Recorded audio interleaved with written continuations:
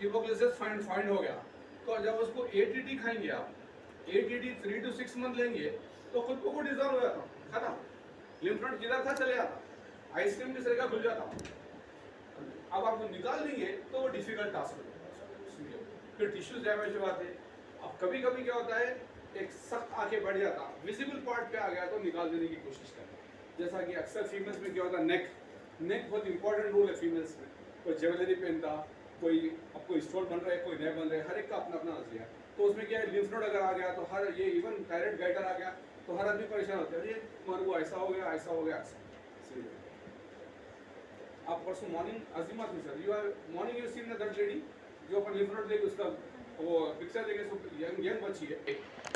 है, इसकी जिंदगी का मसला है। अगर टीवी कोई बीमारी निकल जाए तो क्या हो सकता है, बल्कि अपने से पहले पूछते कहीं बीमारी है, टीवी तो नहीं है ना, सब 10 बातें पहले बोलते नामा, बड़े बड़े बीमारियों के नाम कर देखे नहीं। ओल्ड लेडी का बोले, जो बोले सर मेरे खान हो गया, क्या वो हर्निया हो गया, क्या बोल के पेशेंट कुछ भी नहीं है, उसको खाली पेट में दर्द तो हर्निया हो गया, क्या बोल के ओल्ड एज पेशेंट को बोला हर्निया मालूम मुझे कि नहीं अक्सर होता बोल के सुनिए, समझो ऐसे समझो। तो उम्र वालों को भी क्या है, खुजाला नहीं क्या बीमारियां, बड़े बड़े बीमारियां बोलने क्या, इसलिए बीमारी रहो ना करो। तो आप किसी भी तरह से, और आजकल इंडिकेशन में क्या है, symptomatic treatment first and second. आप पहला दिन आपका डायग्नोसिस, एक ट्रीटमेंट 3 to 5 डेज, दूसरा 3 to 5, इसके बाद अगर नहीं हुआ तो इमीडिएटली इन्वेस्टिगेशन। ये रुकना नहीं है आपको, आजकल मेडिकल काउंसिल ऑफ इंडिया का रूल है। और अगर कोई पेशेंट आपके इन्वेस्टिगेशन को एक्सेप्ट नहीं कर रहा है, just you mention in your prescription advice for, या कोने में ऐसा लिखना है आपको, एडवाइस इन्वेस्टिगेशन पेशेंट रिव्यूज, ये लिखना है आपको। अब कोई पेशेंट अगर नहीं बोला, नहीं तो आप आप कौन से सेक्शन में, वो एक बार बता दो सेक्शन आप कौन से लगते हो, वो भी किताब कि अगर आप नहीं लिखे, पेशेंट रिफ्यूज करा बोल के, पेशेंट बोलता मेरे को नहीं मालूम, मेरे को बोले नहीं बोलता था कल के दिन, समझिए। अब दवाखाना में से आगे कैसा शुड बोलते हैं, समझिए आप आइए आपने डिस्चार्ज कर दो, लामा के टाइम लेके आते हो, लिख देता है यहाँ पे लामा बोल, समझिए लामा बोल के लिख देता आज, समझिए आप। नहीं डॉक्टर साहब भी डिस्चार्ज करे हो, दवा कहीं नहीं लिखो तो कहीं नहीं लिखेगी क्या ही, बाद में लामा में दवा लिखते बहुत नहीं लिखते, उसमें लिखा हुआ रहता है। फिर हम पढ़ के बोले फाइल ले लेके क्या जाते हैं, हाँ। तो बोले साथ में कौन थे, तो बोले साथ में जैसे वाले नहीं रहते, हो दूसरे रहते, नहीं डिस्चार्ज। मैं बोला यहाँ लिखा हुआ है, अब बोला पढ़ के कहाँ लिखा हुआ है, बोला आपको क्या करना हो, कहाँ अराउंड द अपडाउन, अब पेरिटोनियम में या लोअर एम्बिलिकल के नीचे, इसमें आता है। Cystitis is the inflammation of the, cystitis किसको बोलते हैं, cystitis Azima, inflammation of bladder, inflammation of the urinary bladder, inflammation of urinary bladder is called as a cystitis। परसों तो हमारे क्लिनिक में और एक मजा आया, मेल पेशेंट को पीसीओडी है बोले डॉक्टर, हाँ पेशेंट पूछा लेडी को मालूम है पीसीओडी, उनका ट्रीट करे। यूरिन कल्चर एंड सेंसिटिविटी, अगर कल्चर में नो बैक्टीरिया ग्रोन, या आजकल स्टेराइल बोल के लिख दे रहे हैं आजकल, इब्राहिम भाई जी सर, स्टेराइल बोल के लिख दे रहे हैं। Sterile means no bacteria grown in culture after 48 hours of incubation, जो रिपोर्ट आती थी पहले, उसकी जगह पे स्टेराइल लिख दे। कई डॉक्टर परेशान है, एक दिन हमारे पास ऑफिसर के साथ में के जानने वालों में बुजुर्ग चले गए,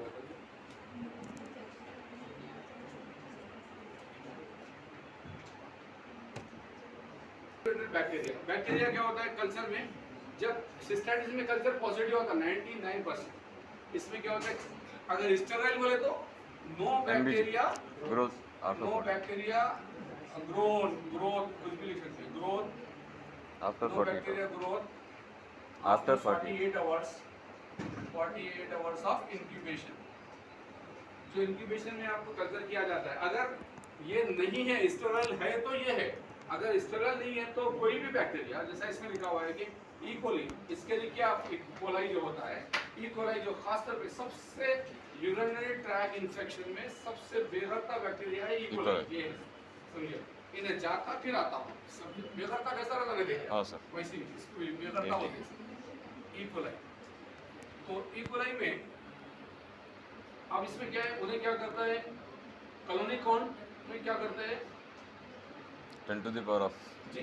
10 to the power of हाँ 10 to the power of 5, 3, 6 1 lakh से तो कम आधे ले गए, समझिए। तो ये प्लीज यूरिन में इन्फेक्शन देखेंगे आप तो 1 लाख या 10 टू 2 1 2 1 2 3 4 5 या इसके ऊपर 10 के ऊपर लिख के क्या करते हैं 10 के ऊपर 5 लिख देते हैं तो 5 0 ऐड कर लेना आपको मालूम है ना 10 to 0 अब उसमें बैक्टीरिया का नाम E coli 10 to the power of 5 या 1 लाख CFUML बोल के लिख देना इसके ऊपर ml हो जाता उसके बाद भी क्या है सेंसिटिव ये रखिए ये ले लो सेंसिटिव मैं इधर ऊपर लिखता हूँ सबको लिखने के लिए अगर कोई बैक्टीरिया आ जाए तो उसमें क्या होता है कल्चर की रिपोर्ट में सेंसिटिव बोल के आता एंड रेसिस्टेंस एंड इंटरमीडिएट क्या कभी क्या होता है सेंसिटिव के बाद इंटरमीडिएट लिखता इंटरमीडिएट इसके बाद फिर रेसिस्टेंस इंटरमीडिएट तो सेंसिटिव में क्या होता है जो लाइन सेंसिटिव है इसमें जैसा कि आपकी रिपोर्ट में लिखा हुआ है अभी सुनोया जेंटामाइसिन लिखा हुआ है मगर पहले इक्वली में अमिकासिन नहीं लिखता अमिकासिन नाइट्रोफिरेंटॉइन सिप्रोफ्लोक्सासिन लिवोफ्लोक्सासिन अब इसमें इंटरमीडिएट में क्या है बोले तो नॉर्फ्लोक्सासिन एक का आता है इंटरमीडिएट उसके बाद में आता है सेंसिटिव सॉरी रेसिस्टेंट में क्या आता है पूरे आपके जितने दवाएं के नाम आए आर्क्वेंटिन टैक्सिम सिफोक्सिम टाइम देना और सिस्टाइटिस का ट्रीटमेंट है समझ आई आप ये सिस्टम बैक्टीरिया तो इसमें क्या है नाइट्रोफिरेंटाइन नाइट्रोफिरेंटाइन 100 mg PD फॉर 7 days अगर कोई पेशेंट में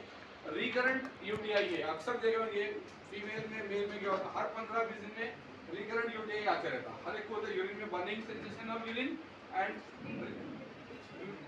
ब्लड आता है किसी को तो इसमें क्या करना है आप क्या करना है इसको 2 एंटीबायोटिक यूज कर लेना एक इंजेक्टेबल अमिकासिन का डोज क्या है अमिकासिन का डोज है 500 mg after days dose BD for 5 days 5 to 7 days IV sir yes IV फिर वो नेट्रोफिरेटॉन अमिकासिन अच्छा इंजेक्शन अमिकासिन और नेट्रोफिरेंटन ओरल ये टैबलेट फॉर्म है इसको ओरली देना है ये दो मिला के दो ये इंजेक्टेबल आईवी ये ओरल जो उसका यूटीआई जल्दी खत्म हो जाता है अब जो रिकरेंट आने वाले को आप क्या करिए कम से कम आपको कल्चर रिपीट कितने दिन में कराना है प्रेम भाई कितने weeks repeat of culture 1 month exactly अगर किसी को देखना है कि रिकरेंट यूटीआई वाला है तो पहले इसके 3 to 4 कोर्स कर लेना 3 to 4 अब जैसे लाइन से ही है अगर समझ हाँ मैं कॉलेज अभी क्लास में अभी बात कर हाँ ठीक सर ये दोनों देने से प्रॉब्लम तो नहीं होता कुछ नहीं कुछ प्रॉब्लम ये ओरल है या एंटीबायोटिक ये इंजेक्टेबल है ना भाई प्रॉब्लम कुछ भी नहीं होता डोज ज़्यादा एंटीबायोटिक का डोज ज़्यादा हो रहा है रिकरेंट वाले को नहीं होता नॉर्मल वाले को रिकरेंट का मतलब ये है कि इन्फेक्शन ज़्यादा है उसको बार-बार हो रहा ना भाई तो आप अभी कैसे नाइट्रोफिरेंटन मिला के दीजिए कुछ नहीं होता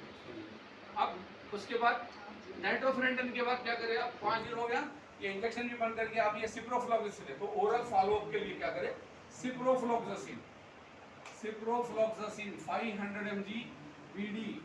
यानी 2 टाइम सुबह और शाम 5 to 7 days ये सेकेंड कोर्स इसके लिए ये क्रॉनिक रिकरेंट यूटीआई अगर सिस्टाइटिस है वाले को भी 2 कोर्स करिए आप एंटीबायोटिक के 2 शेड्यूल एक schedule 5 to 7 days second 5 to 7 days उसके सिम्टम पूरे डिसअपीयर हो गए तो जस्ट यू ऐड द सिट्रॉल का अल्कलाइन सिट्रेट फॉर के लिए वो यूरिन अल्कलाइन कब देना उसको बी केयरफुल हर एक को पेशाब में चलना होता है लिख देना नहीं उसका अगर किसी का सीयूई में जब इससे पहले बताया था मैं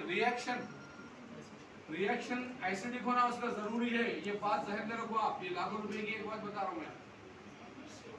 मैं जब सीयूई का एग्जामिनेशन करेंगे उसमें रिएक्शन अगर एसिडिक रहेगा तो you can give the alkaline citrate to react the alkaline अगर एसिडिक रिएक्शन अगर अल्कलाइन देगा तो आप अगर अल्कलाइन सिट्रेट देंगे उल्टा बर्स बढ़ जाएगा उसमें, समझिए। तो इसलिए आप उसको बेटर है कि एक दिन दवा लिखिए, सेकंड सीयूई लिखा ले, एक ही दिन में यूरिन एग्जामिनेशन आ जाता, उसमें अगर पस या और कुछ ज्यादा निकला, लेकिन आप एक नॉर्मल एंटीबायोटिक लिख के जो क्विनोलोन यूटीआई से रिलेटेड है उसको लिख के देके कल सीयूई करा लो, रिएक्शन सामने आ जाता, दूसरे दिन बुला के सिट्रॉल का लिख दो और डोज बढ़ा दो, 3 दिन मिलेगा, 7 दिन खा लो तो खत्म हो जाएगा। सिंपल सा ट्रीटमेंट है, पेशेंट को साइंटिफिकल तरीके से देखो और साइंटिफिकली तरीके से ट्रीट करो, समझिए। अपने मन घड़त एक से बात कर रहे हैं, कोई दवा लिख रहे हैं, एक की नर्स पकड़े हुए हैं, एक फोन में एक बात कर रहा फोन पे, एक फॉर एग्जांपल सिप्रोफ्लॉक्सिन नहीं बनता, अब एक ही दवा है सिप्रोफ्लॉक्सिन देने के लिए, तो वैसे सूरत में अपन इंटरमीडिएट में से अब ये आया कि बाज़ वक्त ऐसा होता है कि कोई एक दवा उन्हें पूरी मेडिसिन तो चेक नहीं करता, अब जितने भी चेक करा सेंसिटिविटी में रिएक्ट आप वो आपको देना है, लेकिन पेशेंट को रिएक्शन होता है, उन्हें पेशेंट को रिएक्शन है क्या बोल के नहीं करा टेस्ट, वो जो बॉडी में इंफेक्शन है यूरिन में वो इंफेक्शन ये दवा से ज्यादा बोल के दे रहा हूँ। अब वो दवा अगर पेशेंट को सूट नहीं है तो क्या करना, सबसे इम्पोर्टेंट, तो आप क्या करना, जो रेसिस्टेंट में उसको कम से कम इतना सोच के लिखना, जो रेसिस्टेंट में जो दवा है वो दवा छोड़ के कोई और दवा जो सेंसिटिविटी में नहीं है वो लिख के देना, जो उसको बनती है, तो उसका पेशेंट का इन्फेक्शन कम हो जाता है। क्योंकि यूरिन में पस आना या इन्फेक्शन आना it is also called UTI, क्योंकि यूटीआई में क्या होता है, खाली पस नहीं आता है, urinary track infection, track infection वो तो किडनी से लेके यूरेथ्रा तक, किडनी आपके तीनों लोब, पोल, फिर यूरेटर, फिर ब्लाडर, फिर यूरेथ्रा, इतना ट्रैक खराब होता है, इसीलिए उसका नाम यूटीआई, कोई सिंगल एक काम नहीं। अब यूटीआई से किसी को जड़ा आता है, किसी को बुखार आता है, ड्राइगस भी आते हैं यूटीआई में, बहुत जड़ा होता है, किसी को मलेरिया से नहीं होता, उससे ज़्यादा जड़ा यूटीआई से होता है, तो फौरन बस अगर ज़्यादा, कल भी बताया हमें कि 3 to 4% का कल्चर करें तो कल्चर पॉजिटिव आएगा, बस 3 to 4 ही आता सर। तो इसीलिए कभी भी ये मत देखो कि पस बढ़ाते कल्चर कराना हो, अगर आपको क्लिनिकली सिम्टम दिख रहे हैं तो just mention the urine culture and sensitivity for